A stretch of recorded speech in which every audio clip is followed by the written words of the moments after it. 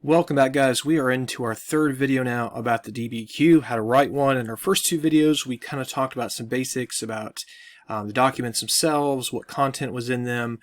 We also looked at HIP analysis.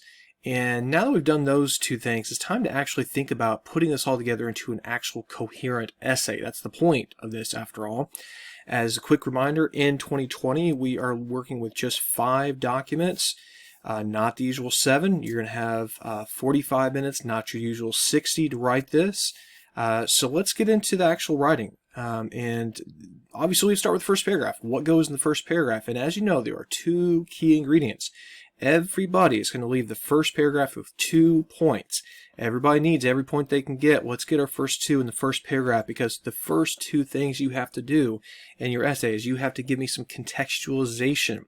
You have to give me a thesis statement. So think of this as being your introductory paragraph. You're going to have several sentences. 1 or 2, I just don't think is going to cut it. I would say 3 or 4 is really what you're going to need to get the contextualization point. We're going to walk through what that means in a second. You're going to finish up that first paragraph with a thesis of a sentence or 2. Yes, you can have more than 1 sentence in a thesis. 2-sentence theses are just fine. We're going to walk through both of these particular parts and look at some examples and talk about what you should and should not be doing. Here's the checklist. Again, first paragraph, contextualization, and thesis. Let's just walk through these and figure out what these things actually mean, because we're going to get both points as we go through the first paragraph. All right, so our first target is contextualization. I notice some of us are struggling with this when we're practicing this skill in class. So I'm hoping maybe if we go through it one more time together and look at some examples, hopefully some light bulbs will start going on, because we really want to start our essay strongly with getting this contextualization point. So what is contextualization anyways? Well, from the rubric that they use to grade this, it says that contextualization is that something that situates the argument, that's your thesis, by explaining the broader historical events, developments, or processes immediately relevant to the question. Okay, you're not going to get the point merely for a phrase or reference. Okay, you've got to explain multiple sentences, maybe even a full paragraph. Okay, this should be the meat of the very first paragraph. Now, even after said all that, it still is probably a little fuzzy in a lot of people's minds. What does contextualization even mean? Well, I mentioned this example in class. You probably forgot it. And I'm honestly not a big Star Wars fan, but even I have seen enough Star Wars to know that every film begins with the text crawl, right, that goes up the screen at the very beginning. And the purpose of the text is to give you, the audience, kind of a baseline. Okay, this is where we're going. This is what's been going on. This is what's going to happen. This is where this film takes place. This is the universe this film takes place. So this is your contextualization in your first paragraph. You are providing that universe as to what your essay is going to be about, what's going on in the prompt, what's going on in your thesis. All this stuff lives somewhere. That somewhere is your context. Think of it as like a house, right? And your thesis is one room, and your HIP analysis is another room. It's all living under one roof. That one roof is your contextualization. So it's the roof of your essay, if you will. So they've provided, for the prompt we've been working on, the Revolutionary War prompt we've been looking at, here are some examples of what they would be sort of looking for, I guess, as they grade your contextualization for that particular prompt. Now, obviously, you're going to need to elaborate. You can't literally just write Enlightenment ideas and then launch into your thesis and think you've got it. You don't, okay? They want several sentences, explanation. It's not merely passing phrase or reference, but these are kind of like topics that you could elaborate more on as you do your contextualization. So let's think back to our documents that we've been working with, and let's look at some examples. What would contextualization even look like? Well, this thing here says that contextualization responses earn a point for contextualization by explaining the broader historical events, developments, or processes immediately relevant to the question. That's how you're going to earn your point. To earn the point, the essay must situate the thesis, argument, or parts of the argument by accurately and explicitly connecting changes in ideas about American independence from 1763 to 1783 to larger historical processes. The context can be from before, during, or after the period of the question as long as the response accurately and explicitly connects the context to the topic. Whew, that's a mouthful.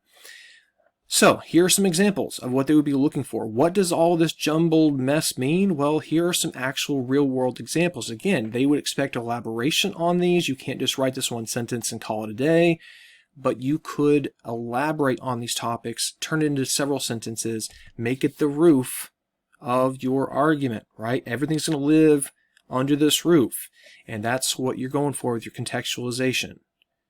Again, any of these would work pretty well. You can read through them on if you want to pause the video, but there you go. That's what contextualization would look like. So let's look at some acceptable examples. These come from the College Board themselves. This is like what they would say is, okay, this is good. So the first example of an acceptable contextualization would be, the French and Indian War caused Britain to increase involvement in the affairs of the American colonies. British leaders such as George Grenville believed that the colonists who had been beneficiaries of the war be required to assist in paying the debt incurred by it. This was achieved through a series of taxes imposed upon the colonists. Okay, we've got some specificity, we've got some things going on around the topic. They mentioned the French and Indian War specifically, they mentioned debts. This is good. Second one, prior to the fight for independence from 1763 to 1783, colonists were not properly enforced to follow certain laws, such as the Navigation Acts, a restriction on colonial trade. Britain's treatment towards the colonists is described as salutary neglect, which contributed to a sense of freedom and rights for the colonists. Excellent contextualization. They've got some specificity here with salutary neglect, Navigation Acts, and so forth. They've kind of set the stage for talking about how these ideas are going to start to change, right? We've got a sense of freedom and rights, and all of a sudden we're going to not have that sense because Britain's going to start kind of tightening the screws on us a little bit, and that's a great example of contextualization. So what would be unacceptable? What would not count? Let's look at two examples. This tax, along with the end of salutary neglect, was a shock to the colonists and caused anger.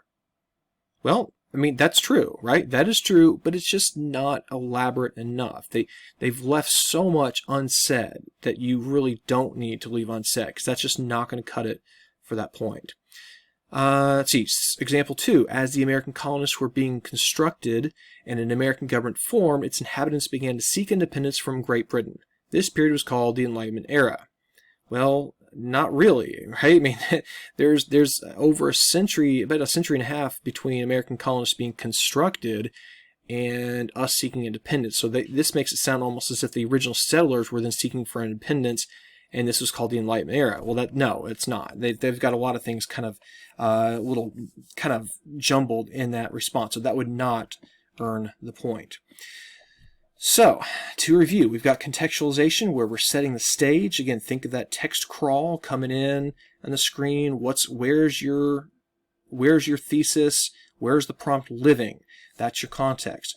The second, and by far the most important thing of your entire essay, is your thesis. We've got to have a solid thesis. What is a thesis? Well, a thesis is going to present a historically defensible claim and respond to all parts of the question. So it's an historically defensible claim. That's a very important statement.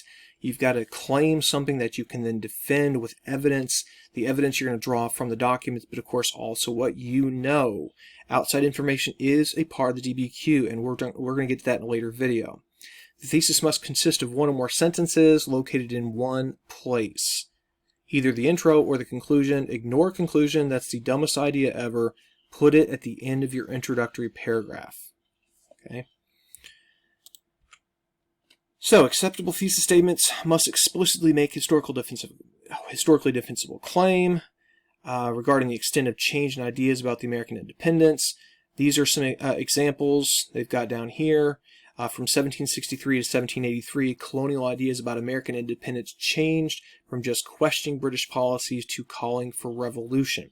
So they're making the claim that things are changing from this to this, and they're going to back that up using evidence from the documents and from outside information. Example 2, from 1763 to 1783, colonial ideas about American independence did not change much, because throughout the period, many colonists continued to oppose the Patriot cause. So this is a pretty interesting argument. They're kind of going a different direction than what you might expect. They're going on the side that things really aren't actually changing that much, that even at the height of the revolution, there are lots of people opposed to the Patriot cause. So they've made a very interesting claim, one that they're going to have to defend using historical evidence from the documents and from what they know. It's certainly possible, but that's an interesting claim to make. So it's time to look at some examples of acceptable and unacceptable theses. Our first example of acceptable thesis would be the ideas about American independence changed greatly from 1763 to 1783. In the beginning, colonists only wanted representation and a say in the legislation and new laws, but by 1783, Americans wanted true freedom from British rule. Good thesis. Second one, from 1763 to 1783, ideas of American independence changed from the colonists blindly accepting the tyranny of the British by religious rights of divine kings to believing in natural rights of individuals against British rule. Okay, good thesis as well. Let's look now at some unacceptable thesis, what you would want to avoid. The extent of change in the American ideas about American independence from 1763 to 1783 was a great change. Their change was a great change. They're off to a bad start. As feelings of wanting independence from Britain intensified, so did means of seizing freedom. The American people's feelings did not remain static and only became stronger. Well, it says here, this thesis did not address the change in the ideas, and that's true. They didn't mention ideas really much at all. They say feelings, but they're not being specific enough. From 1763 to 1783, ideas about American independence drastically changed as many colonists shifted from being loyalists to patriots. Now, I bet some of us would look at that and say, that sounds like a pretty good thesis to me. But it says here that it does not address the prompt's focus on ideas and seems to turn the question to a different question that discusses division in colonial society. This is a great reminder, guys. You've got to stay within the context, the confines rather, of the prompt. The prompt is all important.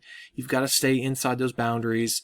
If you wander off, your thesis is going to be off. Your whole essay is going to be off. So don't. I know you're going to feel rushed for time because you only have 45 minutes. I get it. But you're going to have to really hammer down that thesis. If you don't have a thesis, you don't have an essay, really, in many ways. So we've gone through now what's going to be in our first paragraph. We're going to have contextualization. That's where we're kind of setting the stage for the prompt, setting the stage for the thesis. We're going to finish that first paragraph with a solid thesis, a sentence or two, which is going to make a defensible claim, right? We're making a claim. We're establishing a line of reasoning. We're going to basically say, this is what I think happened, and I'm going to back it up by using evidence I find in my documents and just what I happen to know from learning about American history. So that's your first paragraph. And, I think most of us, can do the first paragraph, get that done. And then some of us are going to hit a kind of a brick wall. Like, what do I do next? Well, in our next video, we're going to talk about what you do next after your first paragraph is done.